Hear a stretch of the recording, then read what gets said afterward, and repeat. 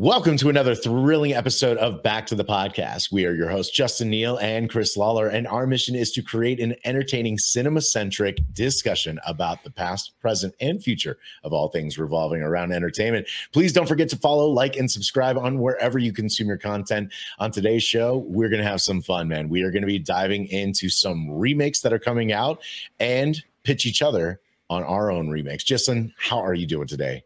I'm doing well, sir. How are you? I am doing great, man. Happy to be here. Happy to be talking about some cinema. And before we even dive into the topics, man, of course, I always want to know, man, what'd you watch this week?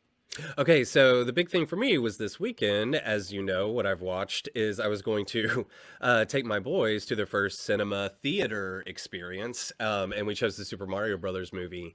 And for this Christmas, I had gotten a Nintendo Mini Classic, and so we've been playing the Mario games recently, and so they were totally primed, and they were locked into the world, and we took them, and it was fantastic. They loved it. So you've been hyping them up and building them up to this. Yeah, they knew. We talked about we're going to the cinema, and we're gonna, we talked about that, and we were gonna get popcorn, and we're gonna do this, and the screen is gonna be huge. It's gonna be the size of the house, and they loved it. One of the things I didn't think about, though, is because normally I go to like something with stadium seating, like IMAX or something like that, but taking the whole family, we didn't do that. We just, got regular tickets, and it wasn't stadium seating. And so actually the boys, my wife and I, we each had to hold one of the boys so that they could see up over the seat in front of them. But that kind of added to the experience too. I was like, oh, how perfect is that for a first experience? Like, I was so small, I just sit on my father's lap sort of thing. And it was cool to, just hold one of them while we watched the movie. It was fantastic. And how old are both of them?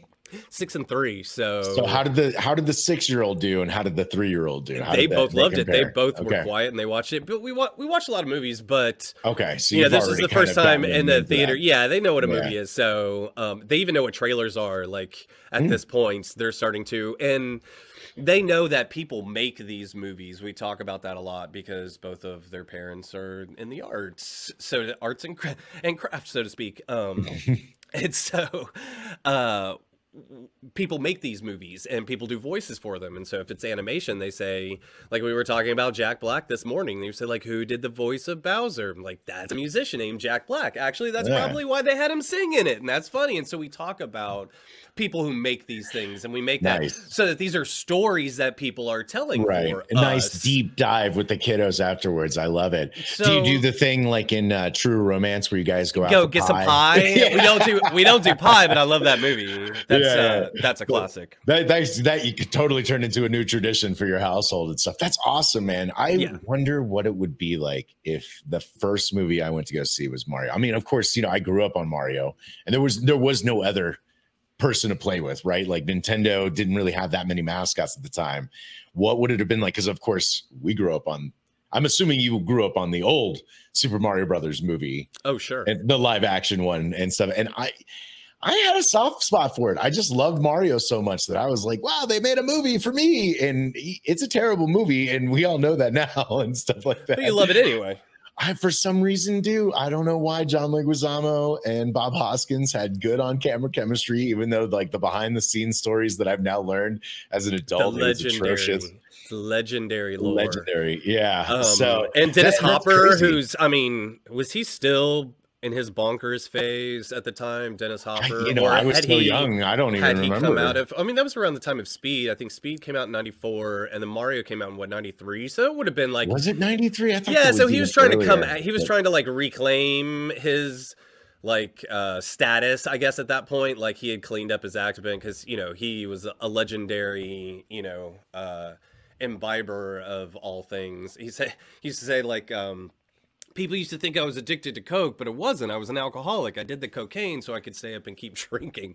Like he was of that ilk, Dennis Hopper. But I know he tried to, after he cleaned up, he tried to, he got his career back. And I think that was good job. Mario was kind of trying to be part of that. Of course, it didn't quite work out as well as Speed, but Speed was a big one, I think, as the build up of Speed. Well, I mean, I know we don't really do reviews, but quick thumbs up, thumbs down, Would you recommend it? Would you go see it again? Yeah, the new one. Absolutely, yeah. Especially if you've got kids. I mean, it's very much a kid's movie. And this is one of the things that I appreciated about it is it wasn't trying to get too complicated. Like, it was uncomplicated. Because really, the games are uncomplicated. That's actually one of the beauties of it, and why it was such kind of like this miracle game when it came out, is because anyone can kind of pick up the controller. Once you figure out that this moves easily and this jumps, like the game sort of like, you know, becomes in front of you, and you you're able to work it out, and that's really iconic. And so the game, they didn't try to make it and give everyone a lot of motivation and all that stuff. It was like, no, this person, you know, one person's in peril. Mario is trying to save Luigi. And what's cool with actually, I thought was really interesting with Bowser, they went the same way that Trey Parker, Matt Stone did with Team America, and they made Bowser like, yeah, he's a total, you know, narcissist villain, but he's also like sad and lonely. And they gave like, that's really, and which I love when you do that with villains. You know, they've got to be nasty, but that's not all they are. You really make them, you can undermine them so much by just making them, you know, so, you know, I'm so ronery. So well, that sounds like fun then. Anyway, they had a blast. I really liked it, but I liked how uncomplicated it was. It was like a level. It was like a side scroll. Like we're watching. And I heard it was like a 90-minute movie. I'm so glad they didn't just push it to throw 2 hours into it. Yeah, that's great. It was very efficient and uncomplicated. It was straightforward. If that way, like from that point of view, I thought it was, you know, really well done because it was so efficient and got to the point. There wasn't any fat and moved along. It was fun. It was exactly what I thought it, you know, was going to be, and you know, what it needed to be, right? What it needed to be from my point of view. So right on, man. I enjoyed it. I can't wait to see it. I don't know if I'm going to make it to the theaters to check that one out, but I definitely know that's on my list now.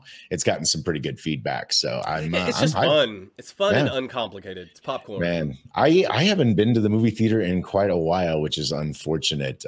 But that's just been the life the last few years. I just have been moving around too much, and the movie theater has just not been the place to go, unfortunately.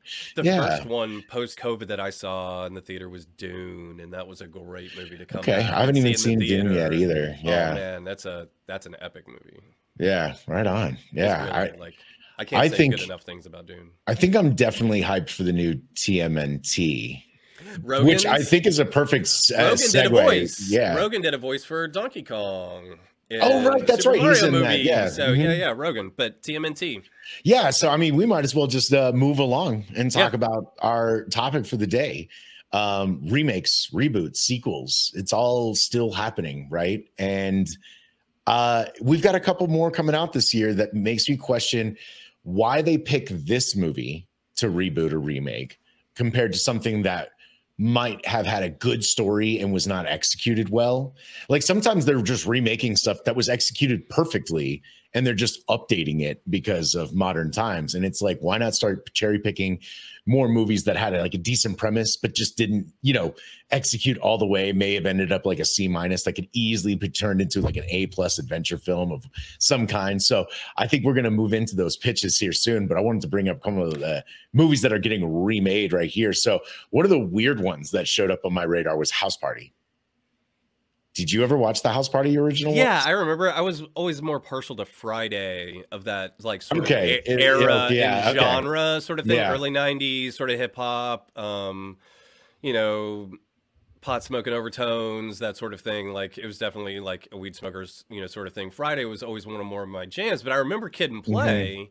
And they had, you know, because they were sort of a duo at that time. So I've seen House Party a few times, but it's different than, like, I would say, you know, you had mentioned before, you know, possible remakes. The story was not quite there, and what you're talking about is unfulfilled. Like they were unfulfilled premises that could be done properly, as opposed to something that was pretty well executed and wrapped up for what it is. Like then you're just updating it, and House Party is probably going to be one of those, like, we're just going to take the premise of a big party and make it contemporary. So it's almost like, why even call it's a reboot? Well, that's almost House a reboot, party, right? If it's just a party at a house, right? Because like, it's a known name, though. It is a name recognition. You're right. There is name recognition, but it's like, these were high schoolers, and these guys are working Joes in the new remake and stuff. So that's like kind of the difference and stuff. And these guys are trying to get popular in school. That was like, if you remember the whole ilk, I do. They weren't even friends and stuff.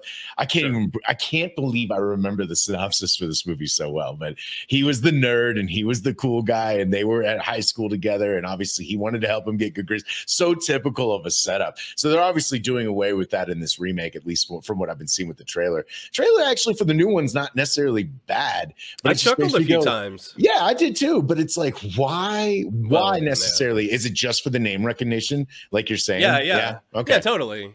I mean, what's the answer to 9 out of 10 questions? Is money, and if you follow that. You know what I mean? I'm just saying, not in a bad way. Just like you just got to follow the rabbit down the hole, and where do you end up with? It's like, well, money. It's just name recognition. That's what a lot of remakes, like probably someone. I mean, this is hyperbole, but the person who said yes probably had never seen the original, didn't know anything about. You know what I mean? Like, they might have no idea of what's actually going on. This could also be just some new exec that knew that we had this intellectual property, and they were like, "Well, let's just remake this." They dust it off. A good idea. That's what I'm saying. It's like they just dust it off. It's a property that's already owned. They don't have to go through any legal hoops.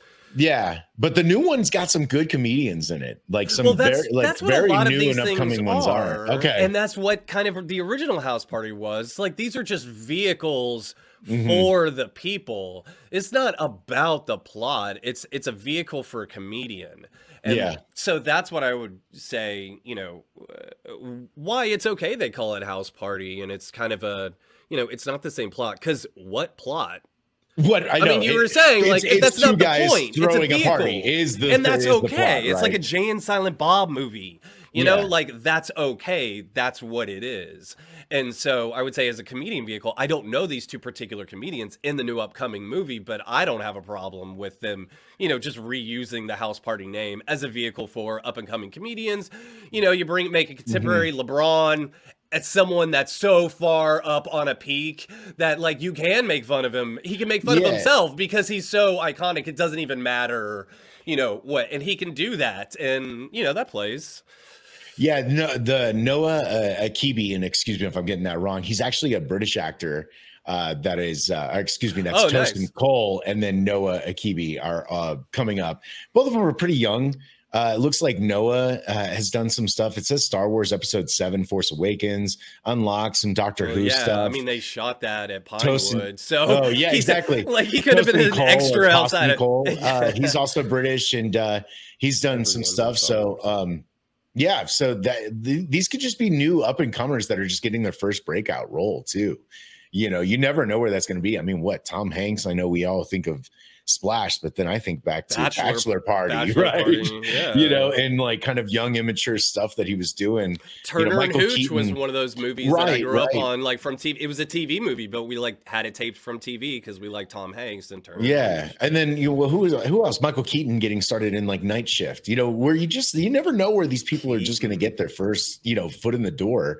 Yeah, and now he's an Academy Award winning actor and stuff. Keaton. But me too. I watched Beetlejuice not too long ago. Fucking just who said yes to that movie? I know it's so bizarre, but I love Alec Baldwin and Gina Davis, and of course, obviously Michael Keaton as Beetlejuice and stuff. And it's such a weird classic, though, and there's nothing like it. And I think that's what attracts me to it the most. Now that you're even bringing that up, I think I saw that they greenlit the sequel for that.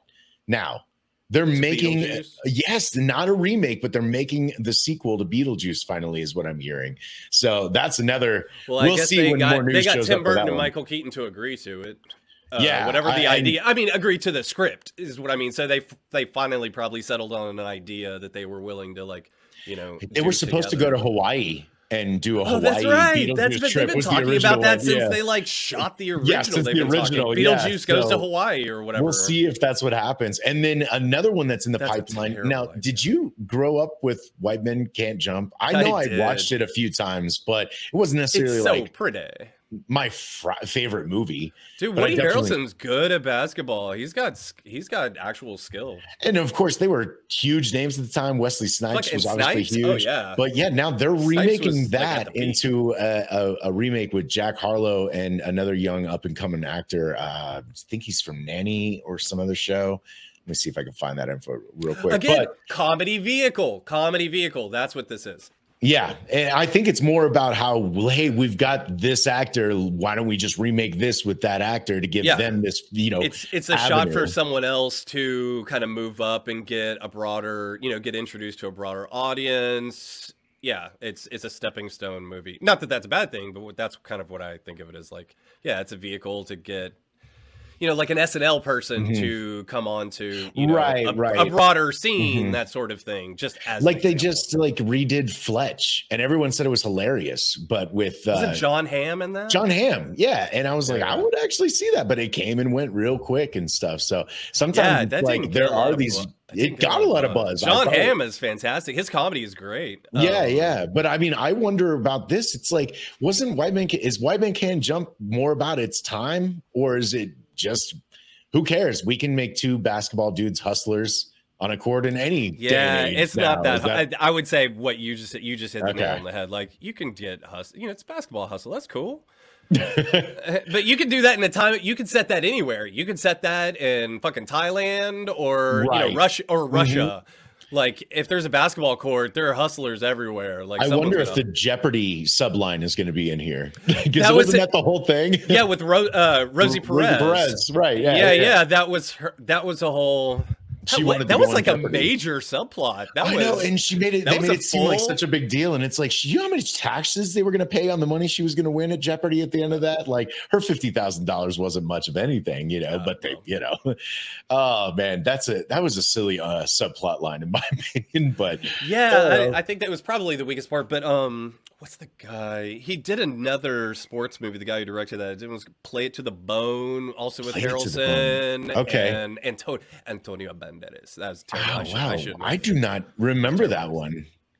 It's a boxing one. It's a boxing one. Oh, I just remember it was like, it was by the. Is that the same guy? I could be mistaken. I definitely recognize the title. Tell me in the comments if I'm mistaken. Right. But I'm not going to. I'm sure someone would be like, no, Justin. I'm like, okay, you're right. But it looks like that one's going straight to streaming. So they're just like White Man Can't Jump? Yeah, the White Man Can't Jump. It looks like it's going straight to Hulu here. Well, most things are now. Actually, like 98% of movies go straight to streaming. They don't get a theatrical release. It makes me sad. I'm excited for a few more movies that are coming to the theaters this year. It feels like that resurgence of getting back to work in Hollywood is starting to pay off, where we're starting to have more and more things roll out and stuff. Like we were talking about earlier, like the Barbie trailer that dropped this week, and how we were both like, okay, I kind of want to see that one. Actually, no, I don't I really want to see that. And I've said to but I didn't know what expectations were going to be when they announced they were making it, right? You're just like, okay, a Barbie movie, what is that going to be like? And then now we're seeing it finally, and it's like, I can get on board with what's happening here, even though, I love the idea of Noah Baumbach and Greta Gerwig. As soon as I knew that they got a hold of the property and they were going to be in charge of the project, I thought, okay, well, that's going to be that has the potential to be super interesting, because they are indie and they're going to bring something like, I doubt. Like, they're not going to give us a Big Mac. There's going to be like a lot of layers to this, and based on the trailer, I think there are going to be a lot of layers. Right, there was a lot of like weird stuff. I know we're not going to here to break down trailers and stuff, but in that first overall shot where it's got the heart around Barbie Land, if you look out past it, it's actually not so pretty. Right, like the beauty just doesn't stretch beyond that little like play area, essentially. So maybe there will be some dark. Who knows? Who knows what kind of fourth wall breaking? I think isn't it about Ken is having an existential crisis? We'll see. I can't wait. Everybody's like, that sounds awesome. I want to Margot Robbie and Ryan Gosling. Ryan Gosling, but Simu Liu, I think, stole that entire trailer. In my opinion. And then of course Michael Cera, I'm a big fan of his, so he's going to be playing some odd role in that whole thing. I can't wait. I think it's gonna. I can't believe that I'm excited about a Barbie movie, but another one that I'm hyped for, and this is the pendulum, right? So we were just talking about some other stuff that I'm not so hyped for that is getting remade, and it's like, why? Like, what's so special about like House Party and White Man Can't Jump that is there? And like you said, money, right? Like, let's just make something simple and easy. Use the brand recognition, pump it out. I mean, they've already seen, I think, $29 million in revenue for a House Party movie, and it's like, I bet that was a cheap movie to produce too. And it gave jobs. Like, I'm fine with that. I love that. I was like, That's people working, and Yeah. you know, you get a movie, whatever. Like, not every movie has to be, you know, some iconic piece of, you know, cinema. Like, just making movies. Yeah. But that's a lot of jobs, and it comes in, and those people work, and they're trying to rebuild the industry. That's another thing too. Is like it's hard to make. They are. So and it's there's a lot of moving parts. There are. I am happy to see more stuff coming out, but it's once again, I just go with the why. Now, here's one that I don't go with the why, right? So they are remaking TMNT. I'm very excited about that. Remaking, rebooting, rehashing, whatever it is that they're doing. I mean, obviously, I'm assuming you're of the same era I am. Grew up on the first live action Jim Henson one, which for me still holds up to this day as one of the darker superhero comic book movies. And, you know, seeing as how those comics originally were kind of dark and weird and gritty and very punk infused with what was going on in New York in the 90s and stuff like that. And I feel like we've gotten away from that. I would love to see them go back in time and be more in that grittier New York style, but I'm very excited for the new one. Have you seen the new trailer yet? Yeah, I did. The Seth Rogen one? Yeah. Yeah, it's cool that Rogen's up to the point now, like in his producerial, you know, career, that he can he's totally he's selling a movie with his name. Like, his name was the first thing that came. Right. It was like, everybody, from Seth Rogen, you know, from the immature mind of Seth Rogen. It's like, nice. I was like, well done, Seth Rogen, man. Like, you're up into the, like, that's success when you're you know, when you can carry a movie like that. You're not doing a voice for necessarily, like, as the lead. He is. No, not as a lead. No, not like the what Sausage Party sort of way. Yeah, no, I think he's you know doing what I mean. Bebop but he's always done side characters and stuff. Cop, Super Bad, stuff like that. So I'm pretty hyped for this because obviously the Michael Bay reboots were not my jam at all. The first one was terrible. The only reason why I kind of like the sequel is because they finally brought Rocksteady and Bebop to the full screen. That was really the only reason why I was excited about that second one. And they looked good on camera, but you know, for me, that first live action Jim Henson, like, nothing has really come close to that one. No, it's great.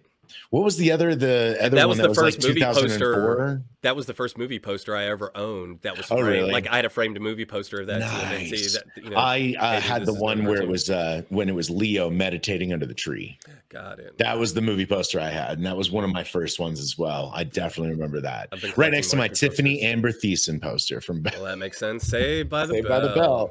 Oh man, yeah. Whew, memories. Oh, the 90s. But for this one, here's the thing that I'm most excited about. That they got these like 13-year-old kids to voice the TMNT turtles. Well, yeah, because they're supposed to be teenagers. That's for me. That's what I took from it most. Is like, oh, cool, they're gonna actually make them teenagers. Yeah. So that works. I'm pretty pumped. They got Jackie Chan to be Splinter, which I think is actually going to be a little fun to have in there. A couple other pretty nice voice actors, and they're going to be bringing Baxter Stockton into the fold. Yeah, some of the other characters. Yeah, right. Yeah. I'm hoping that this is going to be a nice tribute and a mesh between the live action we all loved as kids, the old school TMNT stuff, the new stuff they've been doing on Nickelodeon that I've been a little out of touch with and stuff, but they have been rebooting the animated series for a while. Sure. And it just feels like he's going to be bringing it all together as one kind of fan love letter. And of course, using that fun new 2D animation thing from Across the Spider-Verse, which you still have not seen, right? No, I haven't seen it yet. Ooh, that's a shame, man. The sequel's coming out for that one. Speaking of more sequels, and the animation just, oof, it's mind-blowing. It's breakthrough, right? It's revolutionary. It's all these great things. So you're kind of missing out. I know you said you didn't want to see another Spider-Man movie, but you should totally check out that one. I don't care. I don't care about their plight. Oh, I don't care about their plight anymore. Such a good animated movie. And you got kids. There's no excuse why you shouldn't sit down with the I don't. boys Okay. And I'm all for craft, so I'm just really, you know, I'm crabby. I'm just full of shit. Yeah. But no, goddamn, I'm tired of fucking Marvel movies. I don't want any more. Well, the good thing, once again, that one's not a Marvel movie. That's no, I get it. Sure. And again, like, I'll watch it for the animation, just the craft. You know what I mean? Should, like, man. you know, the just animation's good. What people are doing now, what's in the industry. Like, I find all of that fascinating. But they will be implementing some kind of, I mean, it's. I noticed that the animation was interesting in this one, and I was going to look into that a little bit more to find out, like, in, you know, what they used, what sort of tools they used, and what kind of, you know, style they were going for. You know, and it gets me excited, but I also hate how, like, now we're going to see probably like 10 more movies using this style. And and whatnot. And yeah, that always happens. Being original. That's why you got to be first through. That's why you got to be first through the gate. You know. Yep. Then they were with that Into the Spider-Verse thing. So anyway, Mutant Mayhem comes out August 4th is what we're seeing right now. I'm hyped. Hey, I'm all for Rogan. I'm a big fan of Rogan, what he does, and his work. So that's somebody like. I'm sure everyone says that. Like, he's got that's such someone a I want to hang out with Rogan. Right. Especially, but really just talk shop because I really just kind of want to pick his brain about, lore, just anecdotes and stuff. And about his work. I was such a huge fan of This Is the End. That was one of my favorite movies of the 2010s. Like, really? I loved This Is the End. Okay. I thought, or comedy especially, but like, I loved that movie. I thought it was brilliant. So I really just kind of want to, pick his brain about that. But he's done a lot of stuff. He's been around for a while. Oh yeah, he's been around for a long while. I mean, once again, one of his first things, the Freaks and Geeks show, that was such like a indie cult kind of phenomenon for TV shows. Speaking of Freaks and Geeks, the little brother, I forgot the actor's name, but he is one of the directors of the new Dungeons and Dragons movie. Yeah, that kid's been a kid. We're all grown people now. I don't know why I said that, but yeah, that adult. A lot of them have been working behind the scenes for years, and that D&D movie got a lot of hype. I'm actually pleasantly surprised at the positive reception it's received from not just from the critics, but from the fans. I figured if anyone was going to be super critical about D&D movie, would be the fans that have been doing that for 4 decades. I don't even know how far back that goes. I know it was like the early 70s. D&D? Mid 70s. It didn't really start taking off until it really started taking off. Yeah, 80s, but now, 90s. That's where now you've got a bunch of adults that grew up on it, and that's why that technically would be me. And I used to play D&D and stuff like that, but I didn't go that route. Like, I think it's a bad idea to try to make like a D&D movie. They said it was just a stupid fun time, and who doesn't like a fun adventure movie? It's true. I don't know why I have such a like. I don't know. I don't know why. I just don't think they pull them off very well. But I don't think I would do any better. It's not like I could do it. It was more of like I just don't think it's a good. It's like making Stephen King movies. Like they just by and large don't translate great because they're so cerebral and they it's so most of them were written on cocaine. Yeah. I was actually just talking to my wife about that. She didn't know that was because I was bringing up his book on writing, which I think is a brilliant book about like how many words a day and blah, blah, blah, his process of writing, but how he had to, through an intervention, he basically had to give up drinking and coke and all that stuff. But like, it was written on like, a whirlwind of, drugs. Cocaine and drugs and stuff like that, which is Maximum fantastic. Overdrive when he directed his first movie, right? Yeah, you can definitely see that there's some coke influence and all-nighters of like, we could do this, we could do that, we could do this, and then it was just like, then we have to edit this. Very open, he's been very open about his usage in the past. So, but anyway, it's one of those that I think look silly, like they work on the page in your mind because they're so bizarre. But I just think like when you actually see it, you're like, that just looks stupid. You made it look like it's described. It just looks kind of stupid, right? Like the two It's that they just did were a pretty good adaptation. I actually really did. That was gonna be my next thing. It was like, but I did like the new It. I did, and now they're doing. Speaking of now remakes and reboots and all that, they're making the Welcome to Derry TV show prequel. That'll be coming out soon. I can't remember which platform that one's sitting on. I have my copy of It right down there. Oh, nice. On my speaker, and that is. You don't keep it in the freezer like Joey. No, like but actually, I read it in 5th grade. It was a seminal because it was when the TV miniseries came out with Tim Curry, and my mother, like Dracula came out same era. Mom wouldn't let me watch it, but she let me read the book, which was over 1,000 pages. So what 5th grader reads a book that's over 1,000 pages? And it's anyway, but it's really the book is way more grotesque than the and it's not even that. It's all the adult content. It's just adult. I know, that's what I'm saying. They cut out so much of that for the made-for-TV one with Seth Green back in the day. The reason I was allowed to watch that is because of how tame it really was compared to the book. And of course, I love Tim Curry as a child. He's fantastic. So absolutely. Him being in the costume don't get me wrong. There's some definitely messed up sequences in there when he comes through the little shower drain. That for some reason that always kind of bothered me. and whatnot when he comes after that kid in the shower and stuff. But I knew it was Tim Curry, so that movie didn't really mess with me psychologically as much as maybe that book had. Oh my God, yeah. I can only imagine what that book might have done to you as a child. You know, actually a lot can be traced back to reading it at such a young age. Yeah, I didn't get to watch the movies, but I read the books, and actually the books are way darker and way messed up. Yeah, because there's more character. It's more of a character study, so you can really get into people's thought process and the effects that it has on them as people. And it really, I remember looking around at my kids and they're like writing notes to each other, like, do you like me? Yes, no, or maybe.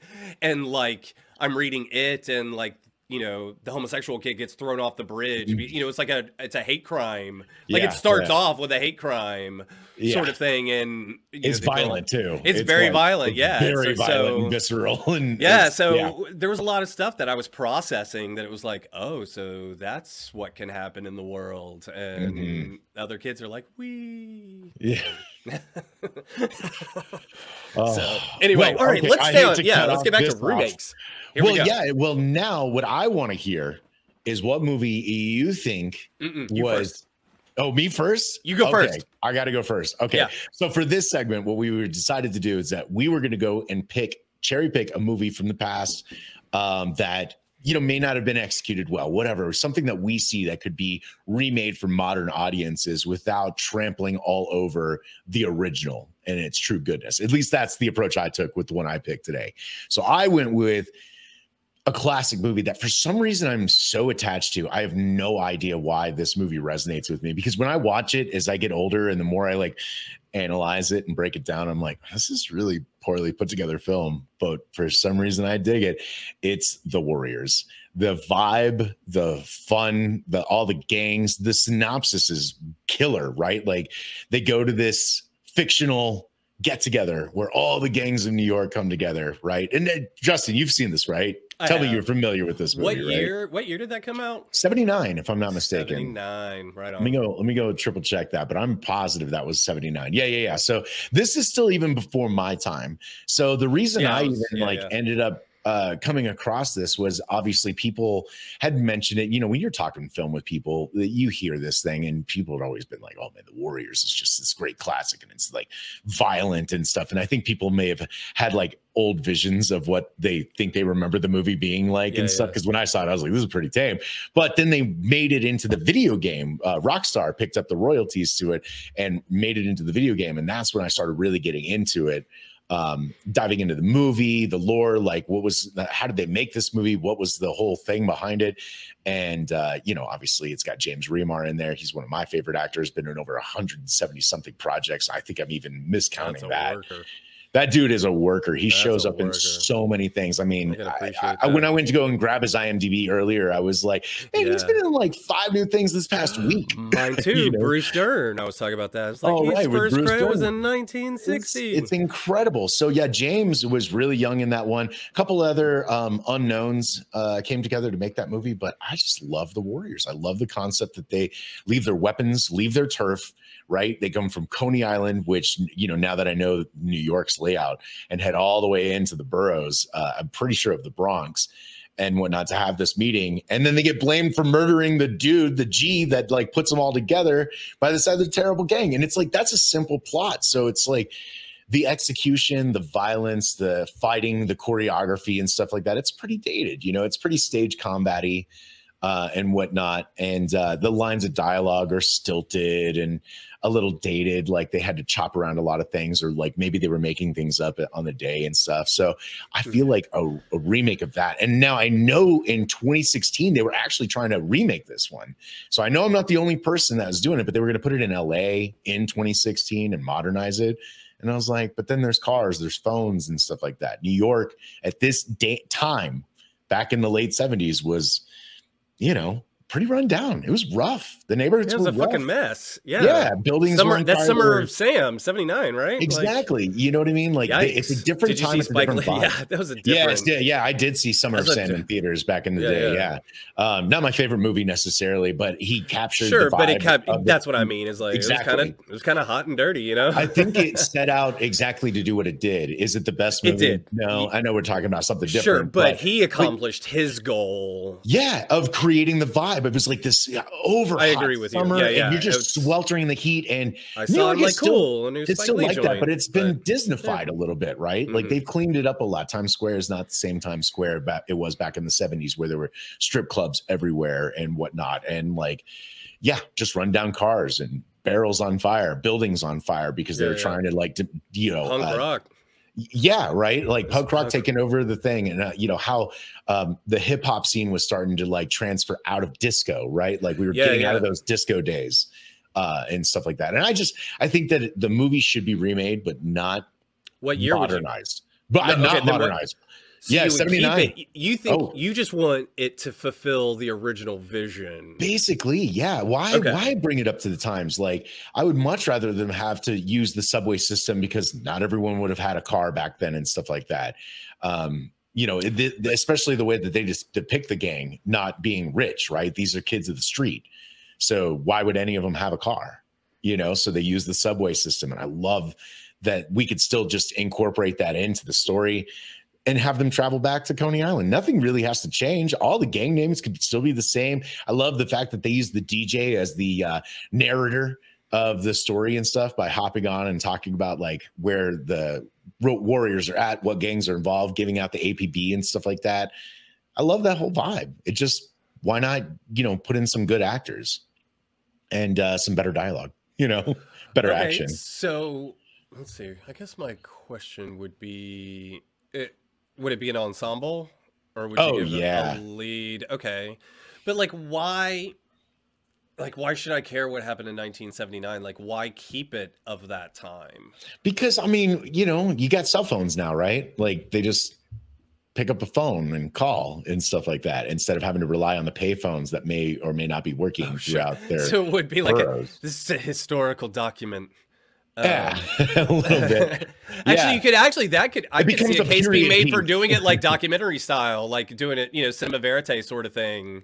Guerrilla, like handheld, almost like trying make to it raw, make it like real raw, like lean into and instead of giving it like a clean polish, instead of polishing it, like lean into. I mean, have it done well. I don't mean sloppy, but like it needs to be, well thought out. But I would say make it raw and gritty, because that's what you like. When I think of 1979 in New York, I think, oh, this is gritty as fuck. This is Serpico. This is Serpico. Right? Like, yeah. This is a dirty sort of thing. So that's what I would lean into. I wouldn't give it like a John Wick polish. And I would get it. I'm glad you really, you could lean into the like choreography, because that's what you want to do. The violence, that's what I really want. Violence. Is the violence wasn't there in the original. Yes, raw, I want to make it more visceral, but it doesn't have to be polished fighting like in John Wick. But that's the thing, is because they're trained, more polished. The choreography is polished, but the thing is, like, these aren't trained fighters. That's why you want to see. These are brawlers. I want to see elbows to the face, and I want to see people struggling and being just headbutts. Exactly. Like I have an opening. I'm going to take it right now and stuff like that. People to get like, yeah. Because in the original one, when they're like fighting with the bat, they're like, oh, let's stop here and here and here with the bat, and it's just a little like stiff and stilted, and it's like, no, now you got to follow through like Jock.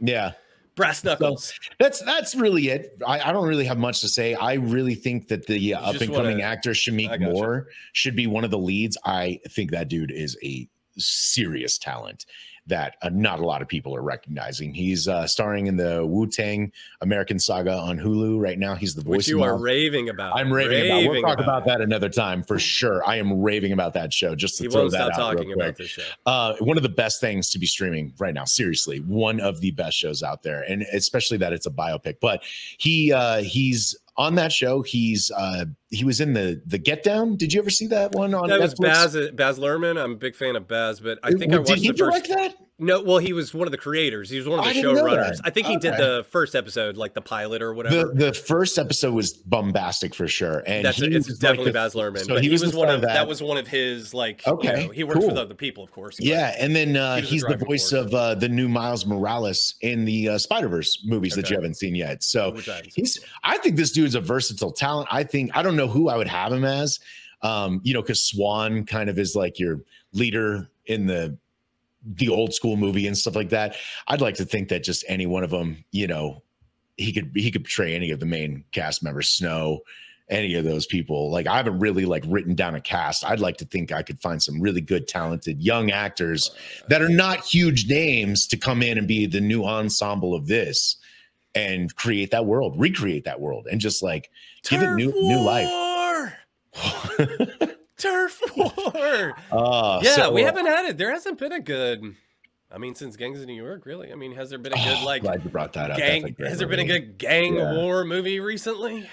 I don't think so. And I think this one would be great. It's an underused. The thing I love about the original, right, is that it didn't feel like any of it wasn't like race related, right? Like they all had like mixed ethnics. It was more about territory. Yeah. And like who you grew up with, what neighborhood do you actually belong to is what it more felt like. Yeah. And that was the cool thing about this one. Right. So that's my gist, man. What do you think? Would you go watch a modern version with better choreography and like a more updated cast with some, you know, better dialogue, but still talking that jive talk from the late 70s and stuff? Jive, motherfucker. I mean, kind of. That's how they spoke in that one. No, I get it. Yeah, there's an old movie called Hollywood Shuffle, which is a spoof of the like jive talk sort of thing. It was pretty funny. But okay, but the Warriors, yeah, I can see that. Yeah, all right, I can see that. All right, well, you guys let us know. Is that something you would see as a remake? What kind of remake of the Warriors? Well, I would like to see some like, you know, some good choreography that's of raw like brawl. Some brawling choreography, not too polished. No, I'm with that. It needs to be gritty. It needs to be 70s gritty. I would shoot it on film, 16 millimeter film. I mean, what I love about Cochise in the original, right, was that he was like more the martial artist and stuff like that, because that was becoming huge in the late 70s. Since I saw this.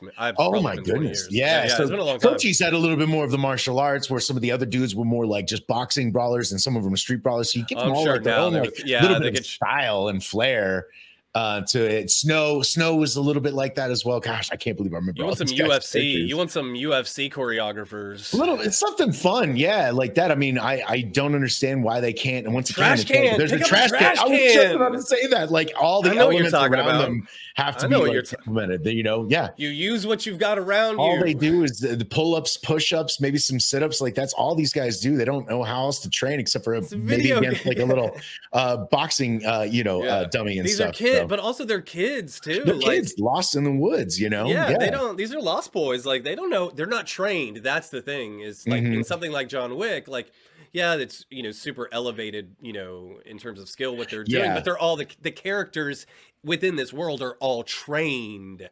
So like then it's just training versus training. Whereas this is about untrained versus untrained. Yeah. And which I think which makes it way more interesting and for creative situations, stuff like that. Well, right on. Well, okay, cool. So that was I dig it. I'm in. All right, I dig it. Now for your pitch. Okay, so mine is old movie would you remake? Yeah, classic from my childhood that I love. It came out in 1989. A Tom Hanks vehicle called The Burbs. Oh, one of my favorites too. I grew up in The Burbs. I grew up in the suburbs outside of Atlanta, Georgia. So I grew up in like the buckle of the Bible Belt, and there's so much in this that like I saw around me, the humor of, the people of the burbs. But I just like the underlying subversion that there's something, really dark going on underneath. Stephen King is a lot of his stories are like that. They're like normal seeming towns, but underneath it's something dark is going on. Something dark lies. Yeah, and I kind of like that. So, and I think Tom Hanks great.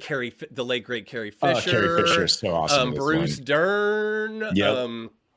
And so anyway, I always just loved that movie. I thought it was really funny. And what I would do, my remake, is I would make mine contemporary.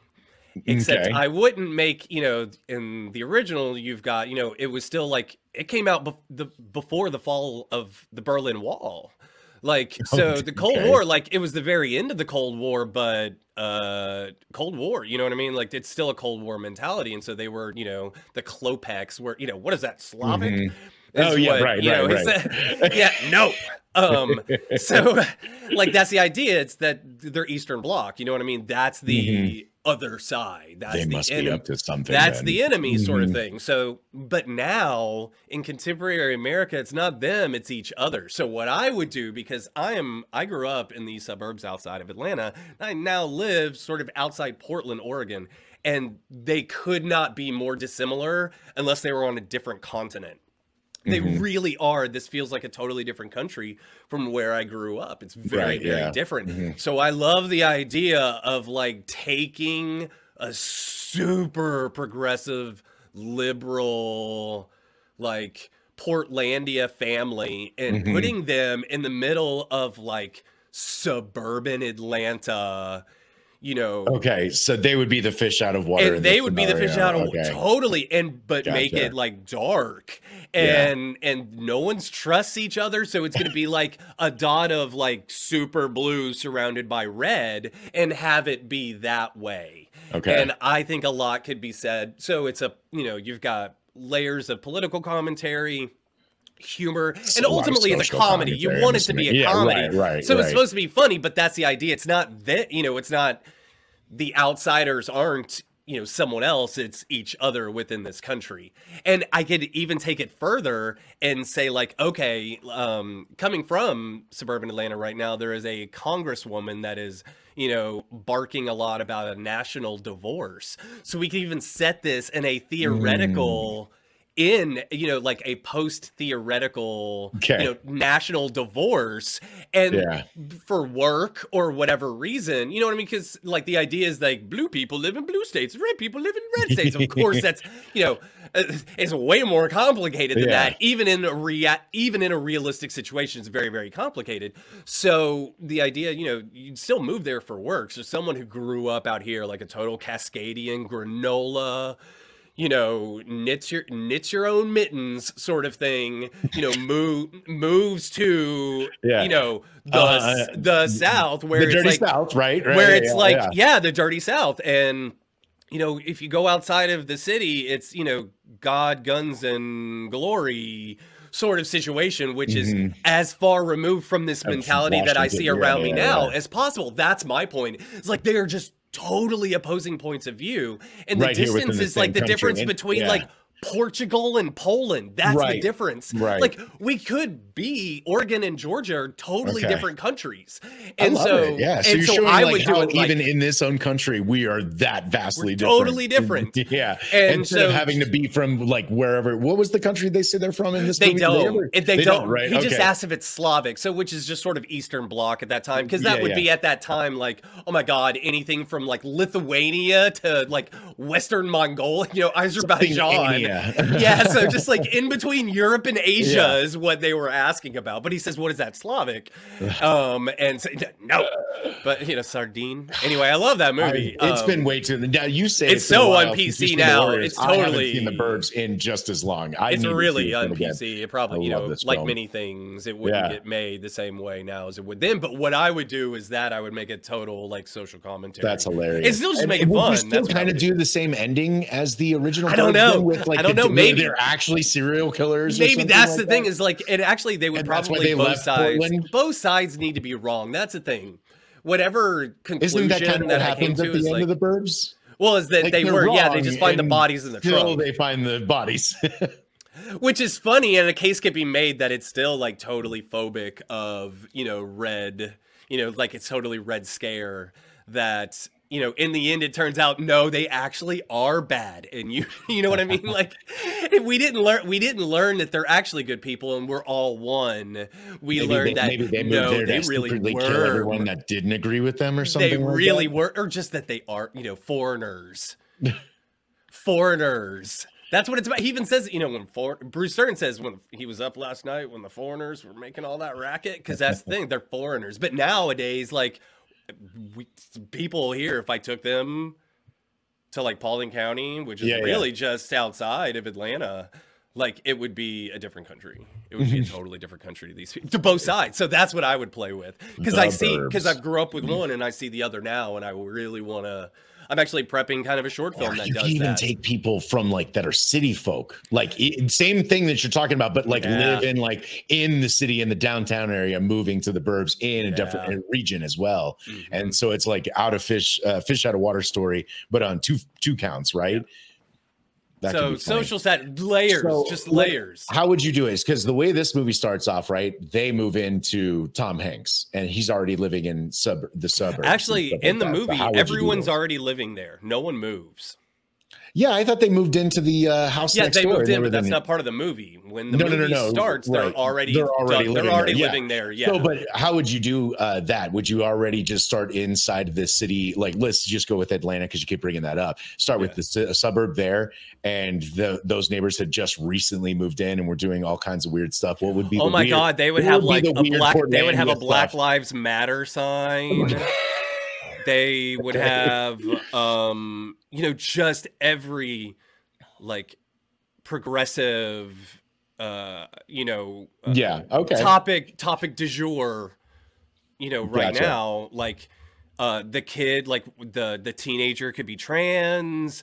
I mean, like make them as liberal as possible, because that's the point. Yeah, like this is hyperbole. Liberal versus conservative. It's satire. It's satire. Yeah, it's social satire. So you literally like lean. The point is to lean into these stereotypes. Like make one, just as liberal as possible in every possible way, surrounded by people who like think they're freaks.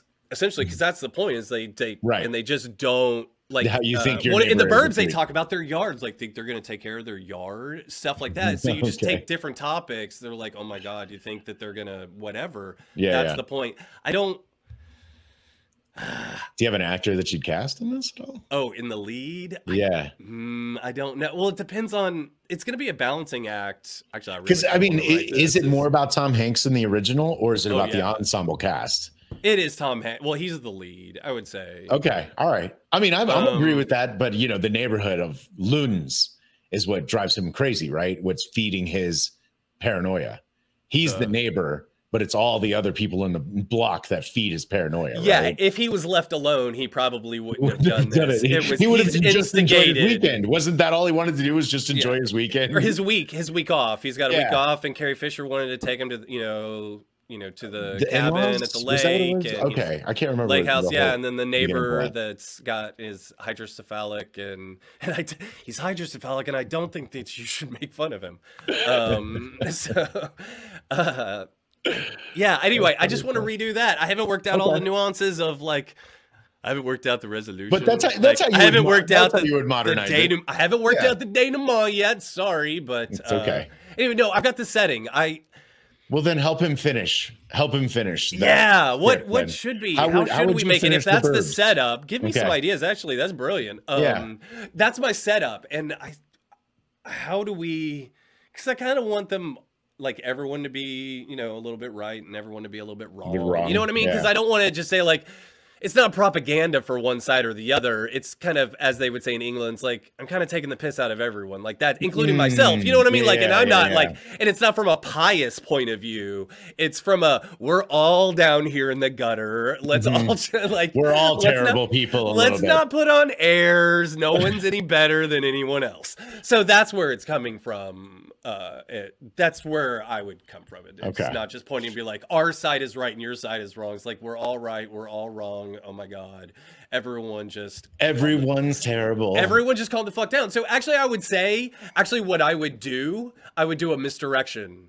We could talk about a misdirection, and it leads to where, actually, I would do it both sides. I would tell it from both points of view instead of just the outsiders. Just the outside looking in. You can't see in. It's going to do both. So I would tell it from the Klopex point of view also. And they are like, they think the like wolves are circling. Like they think that everyone around them, and probably rightfully so, is like armed to the teeth. You know what I mean? Like, because they're in gun country. So it would be, they think that, the the gun-toting rednecks are just waiting for them to come outside to kill them. And, and the like gun-toting rednecks outside are just waiting for the snowflakes to come out and take their guns. To come out and take their gun or whatever. It would just be a total social satire. I'm with that. But like they would fuel each other. And in the end, probably either they're all right, they're like no one's actually. And once again, no one's right?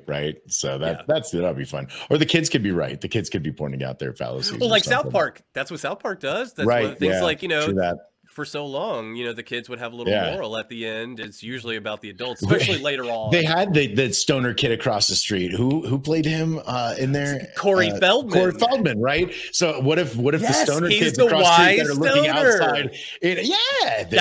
He's the moralist. There you go. He's the moralist. Yeah. And he was in the original movie too. He didn't really feed into the paranoia. He didn't. He was sort of along for the ride and stuff like that. I love that. And he had friends over. Like he was the audience. He was the observer. He was the non-judgmental observer. I gotta go watch this movie again. You should. It's hilarious. Yeah. And Bruce Dern. Anyway, so I want to do an updated contemporary, just layered version of The Burbs. That's ultimately a comedy, but Well, we send it out to you guys. What do you think of The Warriors? What do you think of The Burbs? What movie do you want to see remade? I want ideas. I would love to see what ideas you guys come up with out there. Totes. Well, I mean, Justin, I think we about wrapped it up, man. We knocked it out of the park today, man. So I want to thank our listeners for tuning in. I know this is a new venture, but I'm having fun. I know you're having fun. We love talking about movies. I can't wait to talk to you guys about more stuff. Please join the conversation. Come on over to the Back to the Podcast Facebook page. We now have the Facebook group. So join the discussion, start the discussion right there. And thank you so much for tuning into today's show. If you enjoyed what you heard, tune in every week for more. And please consider subscribing on whatever platform you're enjoying us on. Let us know in the comments below your pitch for a movie remake. And we'll see you next time right here on Back to